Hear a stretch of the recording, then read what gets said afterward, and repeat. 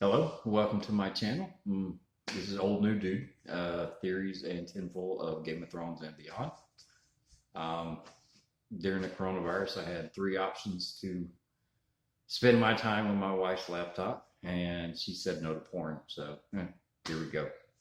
I love tinfoil, so if you do make a comment, the one or two people that see this, those comments in tinfoil will keep it going on. So if you have not watched Order of the Green Hands, The Fate of Jon Snow, stop this right now and go watch that. It's one of their best. I've seen every one of their videos. They're without doubt my favorite. Um, one, two, three. If you're still watching, then you either watched it or do like I do and don't pay any attention when they tell you to stop and go watch the other video. In their theory, they talk about a swap using glamour. Melisandre pulls it off when one person needs to be in two places at one time without actually being in two places at one time. I say we've seen this in the story before, um, actually in book one, in Ned's fever dream is where we'll get a touch of it. I'm saying that Prince Rhaegar and Sir Arthur Dayne did the same thing. Um, in the theory, you need articles of clothing, something that is established or linked to that person's persona, or everyone's just got to automatically assume, like Rattle Shirt's bones, to help pull off a stronger glamour. So we have Prince Rhaegar's armor, and you have Sir Arthur Dayne's Kingsguard armor, and more specifically, Dawn that's strapped his back. So Prince Rhaegar needs to be in two places at one time. Tower of Joy, wherever you think that might be, whether it's in the north or south, with the baby mama, however that came about. There's some that could say that he was there because he loved her, but if the what we've learned about Prince Rhaegar, all about prophecy. I would say he's more worried about the baby or babies or what's being born in the Tower of Joy. Uh, and if she's found on a bed of blood, in those days, they had a hard enough time delivering one baby without so many mommies dying. Twins were difficult, but you got Jaime and Cersei, so it's not unheard of to have twins born. Could be three babies, but that's for another video. So the difficult birth or the difficult pregnancy is the reason I'm saying that Prince Rhaegar wanted to stay at Tower of Joy. But when Sir Gerald Hightower came at the king's order to return Prince Rhaegar so he could rally the king's forces and defeat the rebels, Prince Rhaegar's torn. He needs to be in two places at one time. He does not want to leave what he sees as the prophecy, the three heads of the dragon.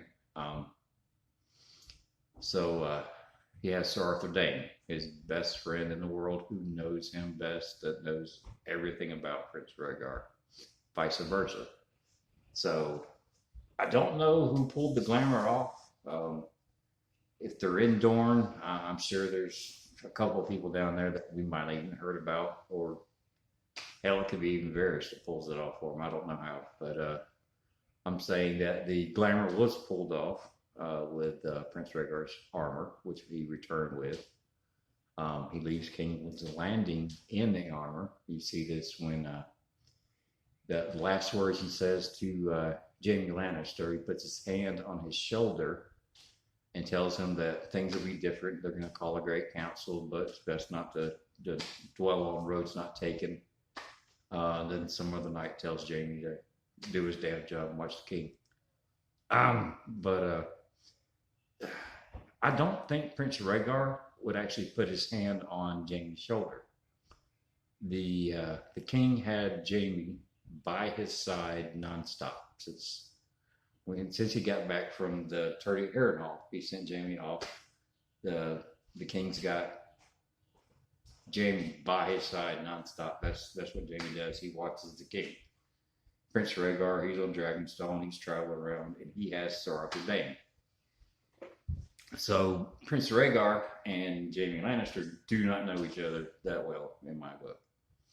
So for him to take the time to comfort Sir Jaime, I don't really buy. Sir Arthur, glamored as Prince Rhaegar, would take the time.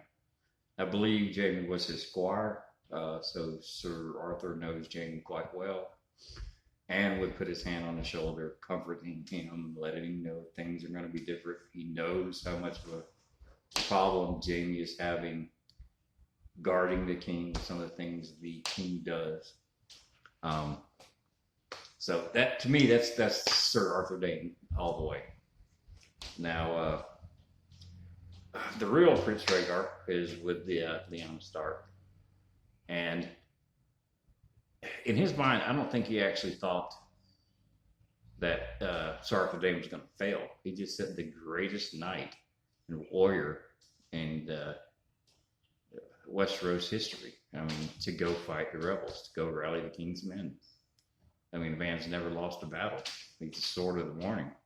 Who better step in for Prince Rhaegar? I mean, even John Connington had made a comment on the encampment of the Golden Company being to Sir Arthur Dayne's approval, which is the nod to how much of a military man this guy is.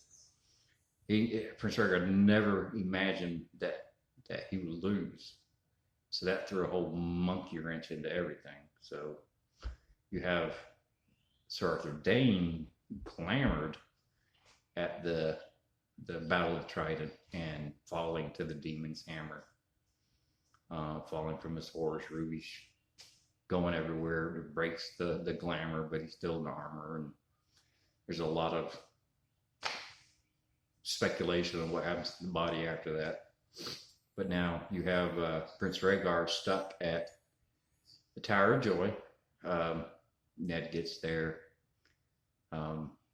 You mentioned, in the Fever Dream, you get the description of Sir Gerald Hightower, Sir Oswald Went, which in the show, the guy sharpening his sword, I know they say Sir Gerald Hightower. BS. That was Sir Oswald Went. But then you get the description of Sir Arthur Dayne. And then, of course, in the description, you get the description of Dawn sticking out from his back, which was the key to the glamour. And Ned said that Sir Arthur Dayne would have killed him if not for Sir Howland Reed, or not Sir Howland, but Howland Reed. You got to think about the water dancer that teaches Arya. His telling her how he got the job as the sort of for the Sea Lord of Braavos was the fact that he could see through a glamour.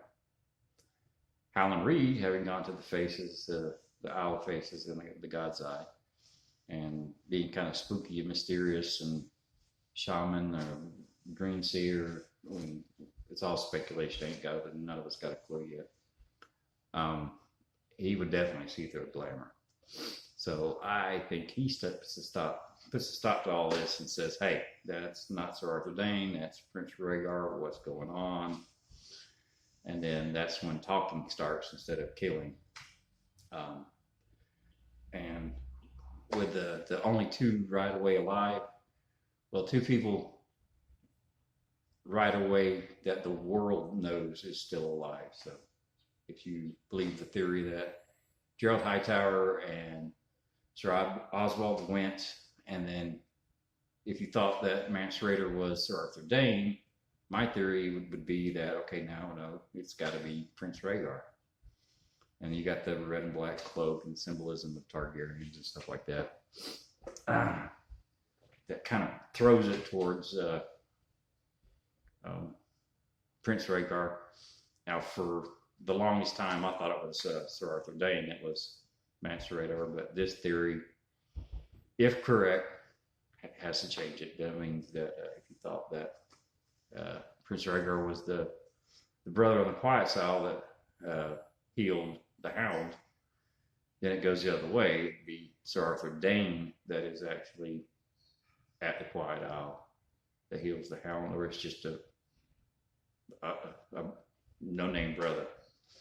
Uh, but whatever's talked about, whatever's said, this might answer a question of why Ned went to Starfall to return Dorne.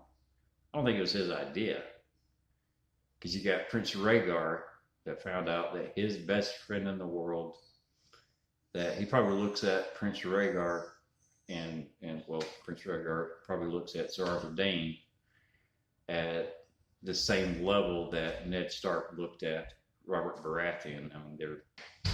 Hey, Dad. Really? Okay, we're gonna. Probably looks at their relationship the same as Ned and Robert. They're brothers, thicker than blood. So now that man has died in service to Prince Rhaegar. And Prince Rhaegar can't go to Starfall. As far as the world was concerned, he's dead. So he would send Ned to Starfall with Dawn to return it for him, to show honor to his now dead friend. So that would explain why Ned actually went to Starfall to return Dawn. I mean, there might have been other reasons Ned was at Starfall, and baby swaps and whatever theories go along with that. We're not going to cover that in this video, because I definitely try to keep this as short as possible, because we're running a little long on this. So now, where does Prince Rhaegar go? Where does Sir Gerald Hightower and Sir Oswald went?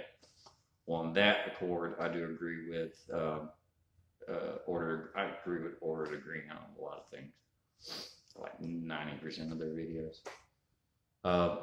They went north. They went to the Wall. Sir Gerald Hightower, shacking up with She-Bear, went north of the Wall, which probably to establish the persona of Tormund Giantsbane, to get somebody in with the wildlings. You got Sir Oswald went as Qhorin at the time, not Qhorin Halfhand yet, to establish themselves into the Night's Watch. Now, Sir Oswald would probably go without a glamour, change his hair color. I think he said to have to be clean shaven in the books, but his face might not be that well recognized, considering most of the people that guard the Wall are men of the North or criminals that never went to court. But you would probably still have some third sons and fourth sons of nobles, and the occasional noble that really got in trouble for doing something really stupid. So I think he could pull off a non-glamour to stay at the Watch. Now, Prince Rhaegar, dyeing his hair, we've seen plenty of Targaryens and the Dunk and Egg stories, and this story with the Aegon, whichever you want to call him. So could he grow a beard? Could he dye his hair? Does he have to still use a glamour? I don't know. Until we get more information, I ain't got a clue.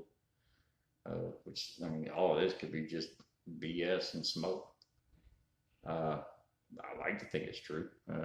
It's like my first theory, that's mine. Now, if somebody else has said this and I haven't seen the video, by all means, in the comments, let me know. I would be more than glad to give them props, because I think it's a really good theory. But I did search on YouTube, I did search on Google, didn't find anything. So I don't think I'm the first. But if there's a video out there, please let me know. I'd love to watch it, and then on the next video, give them all the props in the world, because, like I said, I think it's a pretty good video or theory. So you got Tormund establishing himself, the tall talker. still shacking up with She-Bear because apparently they still have more kids. If you go with that theory. And then yeah, I mean, Prince Rhaegar as Mance Rayder saw his whole. They wanted to take my cloak to. I don't know. I think he knew it was time for him to. Tormund's already set up as Tormund the Giant's Bane or Tall Talker, Windblower, or Hornblower. I mean, he got more names than Daenerys does. So it was time for him to jump off the wall and pursued north to become king beyond the wall, to gather the clans, to get him south before the Great War, is the reason that he went ahead and defected. Now, that's pretty much it for that theory. I haven't got all the little baubles here and there out of it, and it's probably gonna got as many holes as a sieve, but. And then I also said tinfoil. Here's a tinfoil for you, and then we'll end the video. The Sphinx. The Sphinx is not the riddle. It's common. The Sphinx is the riddle, not the Riddler. That's it. All right. Well, why would anyone tell Daenerys Stormborn this? Why would Because a lot of people think that it's Alleras is Sorella Sand, and I ain't buying it. I think Shae is the hidden dagger, and yes, she did poison Tywin Lannister, and that's why the body did what it did at the wake or funeral or whatever you want to call it. The only person in this story that would possibly have anything to do with Daenerys that I could think of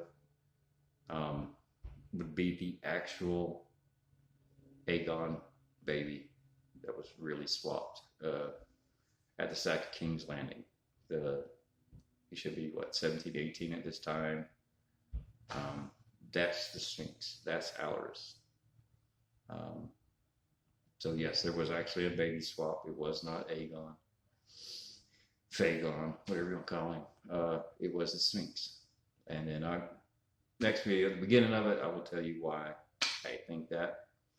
I'm not going to ask you to like, not going to ask you to share, not going to ask you to subscribe, but we'll ask you to comment. Comments will what keep. I actually do a comment video if I get more than 2 comments. Because if you're tinfoil, all tinfoil's welcome. Shout out to anyone who's got good tinfoil. If it's got 1 ounce of proof, love it. If it's got none, we'll debate it. It definitely gets some airtime. I only got so much tinfoil I can go through. For those that think that the first books are done with theories or crazy, I'm waiting on Winds of Winter just like everybody else. But George R.R. Martin, please take your time. Your books are the best thing that's ever happened to paper. So please, like I said, leave comments. Stay safe during the coronavirus. Hope you and your family are doing well. And I thank you for watching my very first video on YouTube. This has been Old New Dude with theories and tinfoil of Game of Thrones and beyond. Thank you.